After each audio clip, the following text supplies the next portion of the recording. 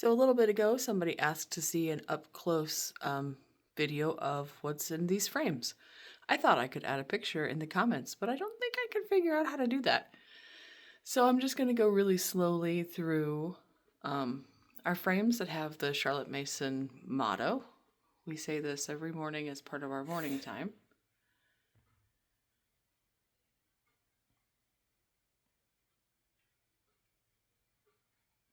And then over here on this wall, I just picked some verses. I actually got the frames and the artwork from Dollar Tree and printed these verses off the internet. So cute little planty hanger things, also made from Dollar Tree items, but it works. So I hope that is clear enough to see what you wanted to see.